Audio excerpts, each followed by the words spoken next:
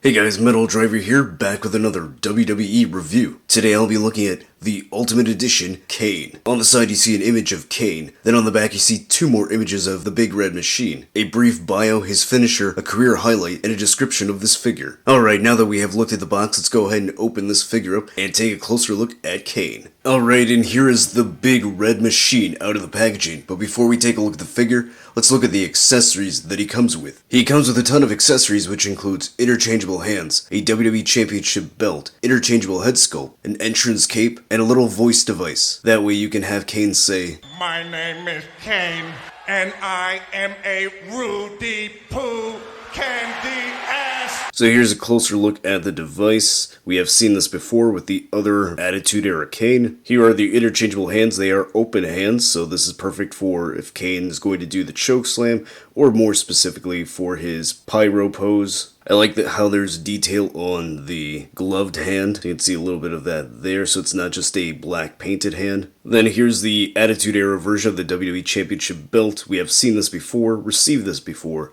so it's not brand new, but it's nice that we get this. And then here's a look at the interchangeable head sculpt. This is brand new, a new sculpt for the mask, so that looks really good. So I like the detailing on that mask. The paint is a little bit sloppy here on the black parts, so that's a little bit annoying, but overall, the sculpt work is really good. The hair is slicked back, so this is for when Kane is doing his hair flip, so that looks really nice. And then I love how this looks like a mask on top of a head sculpt. So you can see the head sculpt popping through with his chin here, on the sides. It's even detailing at the bottom here. So you see his beard popping out and the chin strap as well. So that's all really cool because the original Attitude Era Kane head sculpts were pretty much reused every single time. Didn't have a whole lot of detail. So if you look down there, there is no chin strap. So that's a really nice added detail there. Here's a closer look at the two masks. And then here is the entrance cape on Kane. And just in case you were one of the few people that weren't aware, this is based off the one-off that he wore at a house show. He only wore this once, and this was featured in early concept designs for the Kane character. So I really like this cape. This looks really nice. It is a soft goods fabric,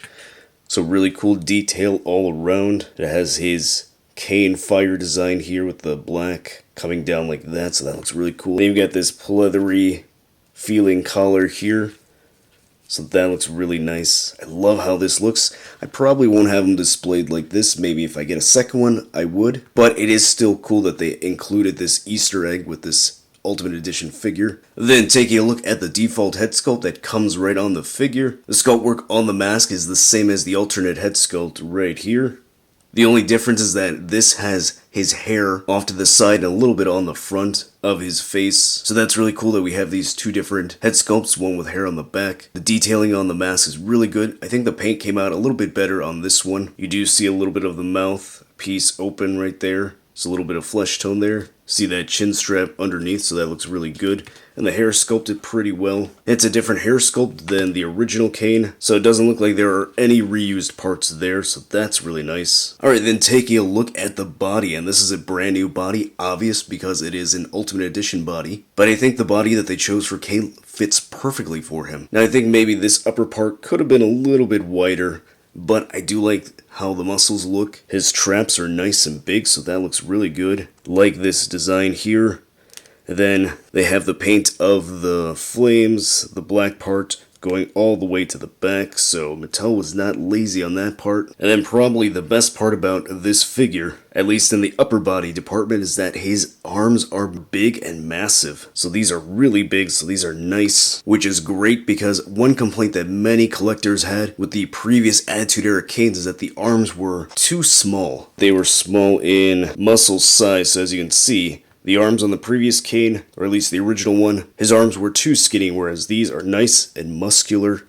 They are massive, just the way they should be, because Kane was really big back then, so I like how they did that. And look at the waist, here he has his belt painted pretty well. Let's take a closer look at that. Well, it does seem to be a little bit of sloppiness here, and on some parts of the buttons and studs. But the cool thing about this is that it is a separate piece. It is not just painted on like all the other Attitude Era Kane figures, so nice added detail there, so that's really good. And then before I go ahead, I did want to mention that here on the sleeved elbow, they did not paint this part of the arm and this part of the tricep here by the elbow. So that looks really nasty. So I hate that Mattel went lazy on that. They should have just painted the whole thing, or better yet, they should not have needed to paint this. They could have just molded this in red plastic. So that would have alleviated that issue. So that looks really ugly, so be aware of that. Then look at the lower body. The black here, all the spikes look really good. Paint looks pretty solid. No fuzzy line work. Then on the other side, line work looks good as well, so no bad paint job. And then he's got standard black boots, so not much detail there. Alright, going over the articulation. Head is on a ball joint, so it does look that high up and that far down, so not a whole lot of range due to the hair. Can turn side to side and tilt a bit. Shoulder has a hinge that allows it to go that high up. It can rotate all the way around. There is a butterfly joint in there, so that's really good. Bicep swivel, double jointed elbows, pretty decent range. Swivel and hinge at the wrist. Ball joint here at the diaphragm, which allows him to crunch that far forward, go that far back. Not a whole lot of twisting there, but he does pivot pretty well. And then he does have a waist swivel. Ball joints at the hips, which allow the legs to go that far out. They can go that high up, so not a big range there. Thigh cut. Double jointed knees, a swivel at the top of the boot. Ankle has a hinge, which allows it to go, oh, it's a bit tight on mine, so hopefully it goes up higher than that. Can go, oh, actually this one seems frozen.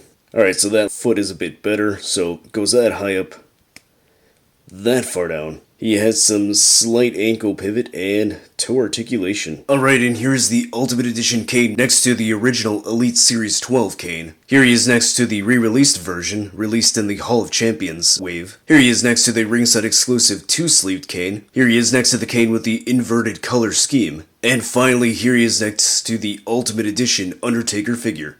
Alright, so what are my final thoughts on the Ultimate Edition Kane figure? I absolutely love this figure. Now, do I think it's perfect? No, it is very close to being perfect. Really, the only gripe that I have is the flesh tone that's painted around the elbow of the right arm. I thought that was really lazy on Mattel's part. I think it would have been better if they had molded that whole arm in red plastic rather than painting over flesh tone. At least that's what it looks like. Otherwise, I don't see why they would paint flesh tone around that area. But really, that's the only major flaw that I see on this figure. Other than that, I think Mattel hit a home run with this. The body looks good, the arms are massive, the new head sculpts are great, they didn't reuse the old head sculpt, so I think this figure is fantastic, and I believe it is a must-have in every WWE figure collection. So if you missed out on the original version of Kane or the re-released version, this is an obvious pickup, and even if you already have that, I think this is a big enough upgrade that's worth getting, so I would say definitely add it to your collection. If you haven't done so already, go ahead and like this video and subscribe.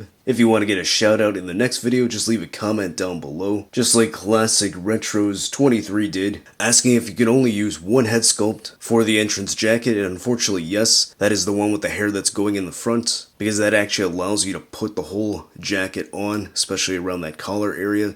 The other head sculpts have hair going backwards, and unfortunately that just gets in the way, so you're not able to put that jacket on. Follow me on social media so you can keep up to date with all my wrestling figure photography. And I'll see you next time. My name is Kane.